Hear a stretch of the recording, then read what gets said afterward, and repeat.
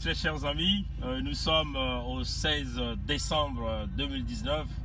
Nous sommes ici à Toronto au Canada. Il est 7h57 du matin. Bon voilà, le scandale politique est devenu un scénario courant. C'est une suite récurrente. On peut même dire une suite géométrique, même une combinaison de suites géométriques et arithmétiques dans les politiques françaises. Une nation dont nous avons constaté depuis un certain temps des chefs d'État qui ne passent que 5 ans de mandat présidentiel. Pourquoi? Mais c'est une question que tous les Français doivent se poser. Parce que nous faisons face à une politique de corruption énorme au sommet de l'État.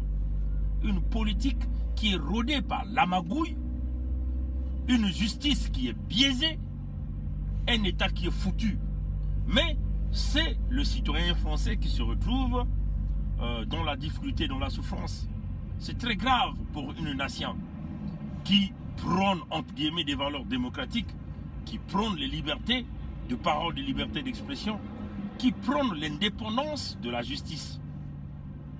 Un énième scandale. Donc vous voyez que en France, nous avons vu quelques jours passés des affaires comme des Penelope Gate, des hommes politiques, des gros rangs, des grosses calibres politiques qui se mouillent dans la corruption, mais en fin de compte, ils finissent en liberté. Ils bénéficient de toutes les sommes d'argent qui se sont amassées dans la corruption. Et personne ne va en prison. Vous savez, la stratégie c'est quoi? La stratégie c'est de flouer le citoyen ordinaire français. Le taxpayer, ce qu'on appelle ici le contribuable français, qui contribue, qui travaille fort, mais qu'à la fin qui est niqué. Il est bien niqué. Il est bien niqué. Ces politiciens-là, des escrocs, il faut le dire là, qui trouvent un créneau dans la politique pour aller chercher la couverture et la protection nécessaires. Ils s'en sortent toujours gagnants. Malheureusement, le peuple est là dans des divisions inutiles, embrouillé dans les partis politiques, en train de crier gauche, droite, centre, ainsi de suite. En fin de compte, c'est toi qui se fais niquer à la fin. Vous voyez, hein, chers amis, les fillons qui se sont amassés des millions de dollars, de l'argent, on peut dire des millions d'euros, de l'argent du contribuable français, on peut même dire de l'argent du contribuable européen, ajouter de l'argent du contribuable africain qu'ils ont acquis par le biais des despotes qui les ont même acheté des costumes, s'en sortent toujours gagnants. Ces gens-là ne chôment pas. Vous avez l'impression qu'ils chôment, ils ne chôment pas. Ils travaillent dans des petites fondations, ils font du lobbying, ils vont récupérer l'argent, et tout ça sur le dos des pauvres, des innocents. Mais tant que les citoyens ordinaires français ne comprendront pas qu'il faut mettre en pratique la charte des gilets jaunes, c'est-à-dire chambouler tous ces escrocs qui se cachent dans la politique, qui se cachent sous les symboles de la République, rien ne marchera. Nicolas Sarkozy, 5 ans de présidence, chassé de pouvoir. Hollande, François, 5 ans de pouvoir, chassé de pouvoir. Et là, nous sommes en train de voir le jeune Macron qui passera aussi 5 ans de pouvoir. Il va être chassé de pouvoir. Ça montre quoi? L'instabilité politique. À l'instabilité politique s'ajoute l'instabilité économique. Pourquoi? Parce qu'il y a une bande de criminels bien organisés en cravate qui manipulent les cahiers de la République, qui manipulent la justice, qui manipulent les médias, qui manipulent les affaires. Voilà, le citoyen se trouve dans la merde. Un autre voyou de la République vient de démissionner aujourd'hui. Moi, je les appelle des voyous.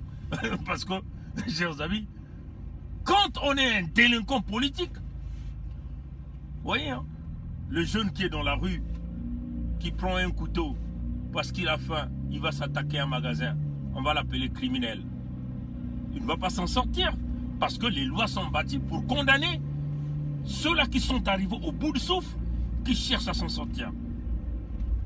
Les lois sont bâties pour le plus faible, pour niquer le plus faible. Les plus puissants qui se cachent derrière la politique, ceux-là qui ont créé une nibeleuse dans la magouille, dans la mafia, s'en sortent toujours gagnants. Les juges sont à leur cause. La police est à leur cause. Le droit est à leur cause. Les prisons, ce n'est pas leur chemin. même s'ils peuvent aller en prison, ce n'est qu'une prison de farce de quelques heures.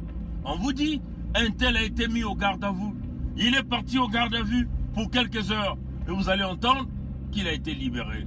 Parce qu'ils sont des avocats les plus puissants. Les juges sont avec eux, ils connaissent tous les réseaux. Ils s'en sortent toujours gagnants. Alors, moi, il y a des fois, moi je me dis, pourquoi pas la rue puisse prendre ses responsabilités, puisse emmener la véritable justice. C'est ça que nous devons faire. Le voyou, un autre voyou de la République en France, vient de démissionner. Mais il faut aller voir l'histoire de ce monsieur, de ce Jean-Paul Delavoye. C'est quoi son histoire? C'est quelqu'un qui a vécu difficilement.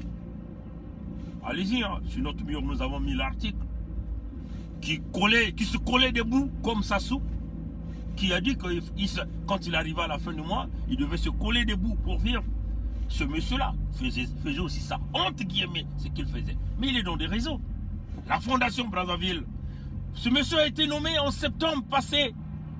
Septembre passé. Donc ça faisait pas longtemps. Nous sommes en décembre, il n'est plus là. Tout de suite, il a été pris dans la main dans le sac. Il a oublié de faire les déclarations de ses impôts. Les politiciens oublient toujours de faire les déclarations des impôts. Mais quand le citoyen ordinaire oublie, vous allez voir toute la République derrière lui. Tout le système fiscal derrière lui. Vous allez voir qu'on va même chercher à ravir son argent dès la source. Le salaire est coupé dès la source.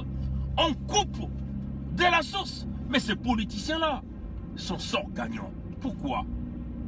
Alors, peuple du monde entier, c'est le moment de réfléchir. Citoyens français, c'est le moment de réfléchir. Vous voyez, hein, ce voyou politique-là, qui vient de démissionner, il va s'en sortir gagnant. Il ne sera jamais inquiété, parce que le deal, c'est quoi?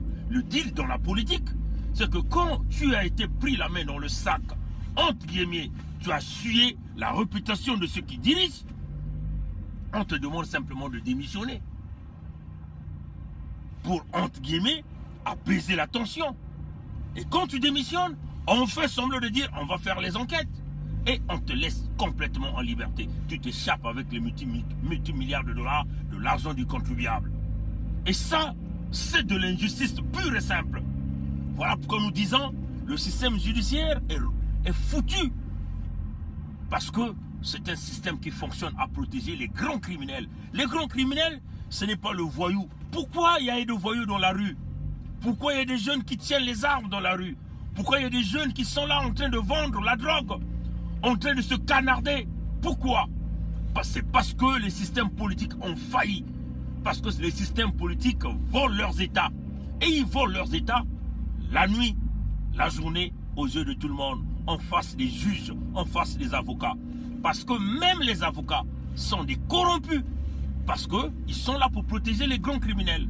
La police est aussi corrompue. Parce que les policiers aussi ont compris que les juges tirent leur poing. Les juges tirent leur magot. Et aussi, ils vont profiter. Voilà pourquoi nous disons, il est temps de rétablir la justice, parfois même de la rue.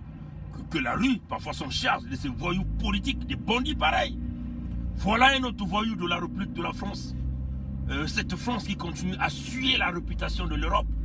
Cette même France qui continue à s'affaisser, à s'abaisser, parce que dû à des mauvaises politiques, à des escrocs qui se cachent derrière des organisations criminelles, aux gens qui ne voient que leurs intérêts, leurs égoïstes. Ce Delanoë là, ce Delavoye, pardon, on l'avait aussi vu à la Fondation Brazzaville. La Fondation Brazzaville, c'est quoi? Mais cette organisation qui travaille avec Sassou dans le projet du Fonds Bleu. Le Fonds Bleu, c'est une escroquerie de Sassou. Ils veulent aller extirper de l'argent du monde entier derrière le projet vert. Alors, peuple français, ouvrez les yeux. Nous avons dit à Emmanuel Macron, si vous ne réglez pas le cas Sassou, vous ferez 5 ans, vous serez chassé du pouvoir. Nous nous dirigeons là. Et ça, c'est une réalité.